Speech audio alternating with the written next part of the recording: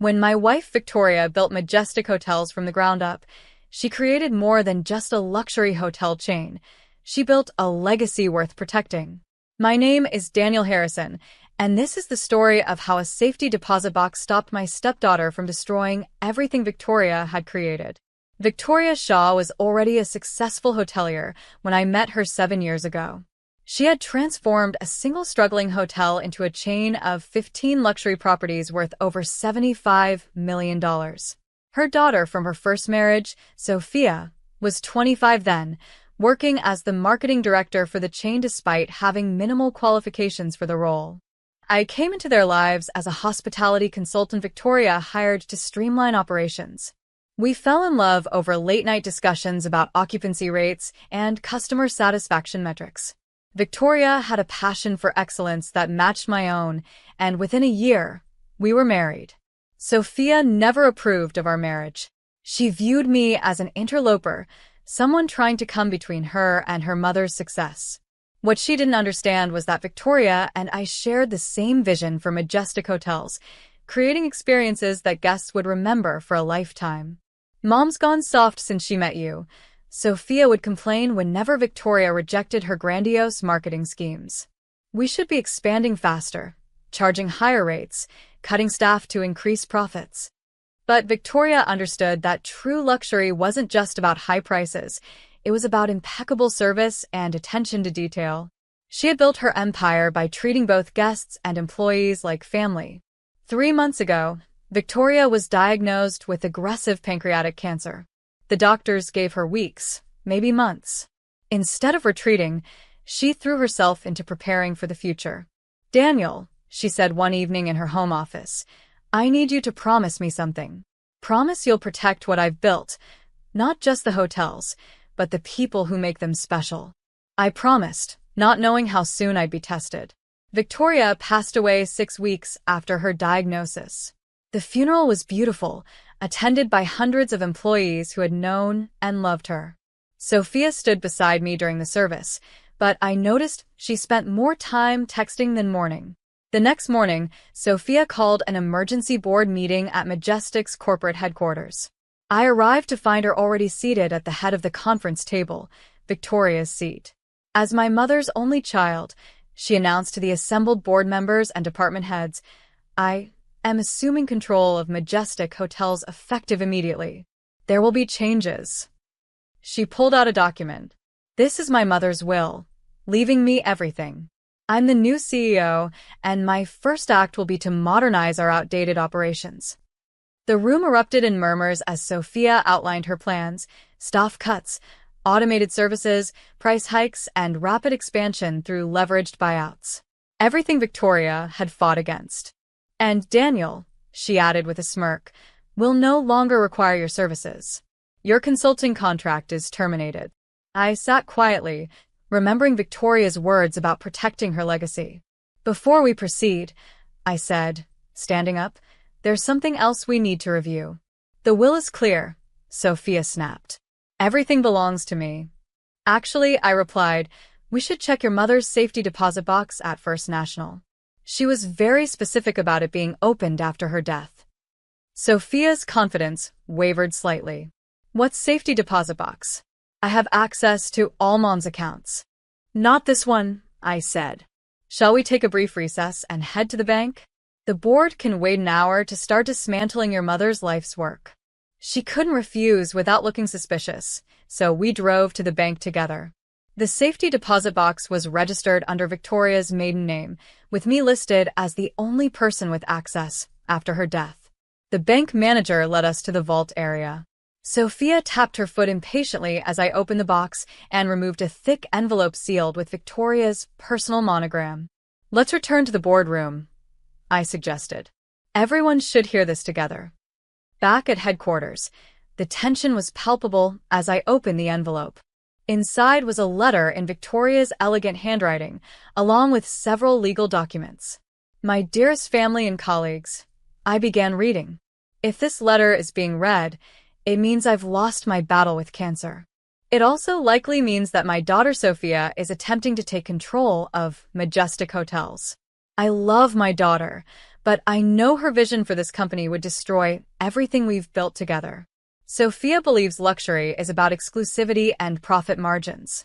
I built Majestic on the principle that true luxury is about making every guest feel special, every employee feel valued, and every property feel like a home away from home.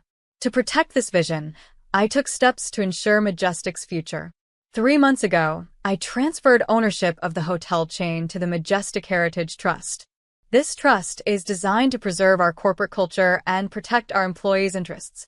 The trust is managed by a board of trustees, led by my husband Daniel, whose business acumen is matched only by his commitment to our values.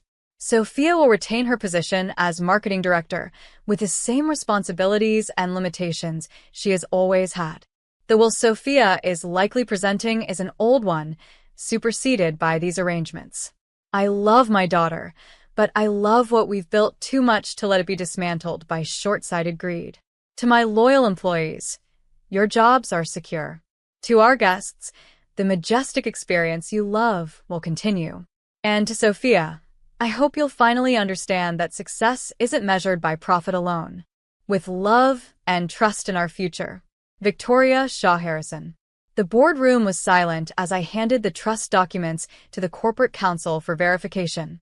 Sophia sat frozen, her face a mask of shock and rage. "This is ridiculous," she finally sputtered. "She can't do this to me. I'm her daughter." "She did this for you," I corrected her. "She hoped you'd learn what she'd been trying to teach you all along." The trust documents were ironclad. Victoria had worked with top lawyers to ensure every detail was legally sound.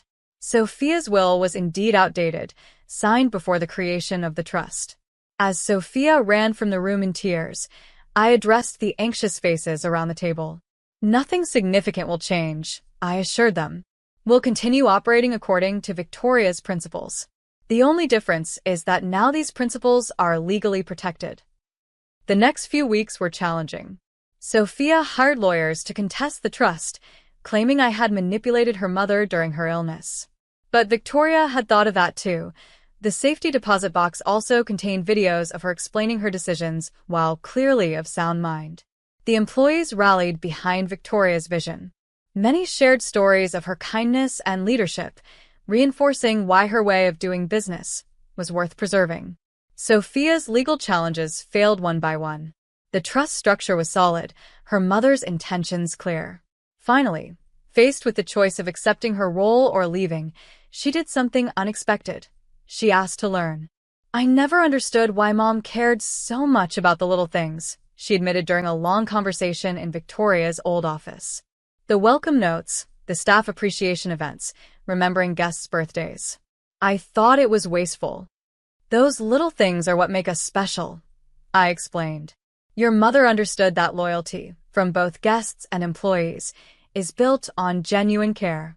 Slowly, Sophia began to change. She started spending time in the hotels, not just the corporate office. She learned employees' names, listened to their ideas, began to understand the culture her mother had created. 6 months after Victoria's death, Majestic Hotels was stronger than ever. Our employee retention rate was the highest in the industry, and guest satisfaction scores set new records.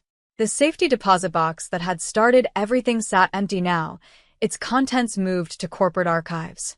But Victoria's presence was felt everywhere, in the warm smiles of our staff, the personal touches in our rooms, the way we treated each other like family. Sophia eventually grew into her role as marketing director, finding ways to promote our values instead of just our amenities. She even started a program helping employees advance their careers through education and training, something her mother would have loved. The trust structure Victoria created has become a model for other family businesses looking to preserve their values across generations. Several hospitality industry publications have written about how we maintained our culture while growing sustainably. Victoria's letter from the safety deposit box hangs framed in the lobby of every Majestic hotel, reminding everyone of the principles we stand for. Guests often stop to read it, understanding why their experience feels different from other luxury hotels. Last week, we opened our 16th property. During the ceremony, Sophia gave a speech that brought tears to many eyes. My mother built more than hotels, she said. She built a family of employees who care, a community of guests who belong, and a legacy of kindness in an industry often focused only on profit. I'm finally proud to be part of that legacy. The safety deposit box that changed everything is now part of company lore. New employees learn about it during orientation, understanding that they're part of something bigger than just a hotel chain. Victoria's vision continues to guide us. We've grown, but thoughtfully, never sacrificing quality for quantity. Each new property is chosen carefully, its staff trained in the majestic way of genuine care and attention to detail. The trust ensures that future generations can't undo what Victoria built. It's not just about preserving a business, it's about protecting a philosophy that puts people first. Sophia has become an advocate for this approach, speaking at industry conferences about how focusing on employee and guest satisfaction actually drives better financial results. She's finally learning the lessons her mother tried to teach her for years. The boardroom where Sophia once tried to seize control is now named the Victoria Shaw Conference Center. The table where I read her letter still hosts our meetings, but now they focus on maintaining excellence rather than maximizing profits. Sometimes when I walk through our hotels, I see Victoria's influence in every detail: the fresh flowers in the lobbies, the handwritten welcome notes, the staff members who greet returning guests by name. These touches might seem small, but they're what make Majestic special. The safety deposit box did more than just stop a hostile takeover. It preserved a way of doing business that values humanity over profit margins. Victoria's legacy lives on, not just in the hotels that bear her company's name, but in the thousands of lives we touch every day. And Sophia? She finally understands that her mother's greatest gift wasn't the hotels themselves, but the wisdom to know that true success comes from creating value for others. The daughter who once saw only dollar signs now sees the real wealth in treating people right. Victoria's final lesson, delivered through that safety deposit box, wasn't just about business succession. It was about passing on values that matter more than money. In protecting her life's work, she also protected her daughter from her own worst instincts. The Majestic Hotel's story continues, guided by principles that proved stronger than greed. Victoria's vision, preserved in a safety deposit box and protected by an ironclad trust, ensures that luxury will always mean more than just high prices. It means treating every person who walks through our doors like family. Thanks for watching. See you again in the next video. Stay stunned.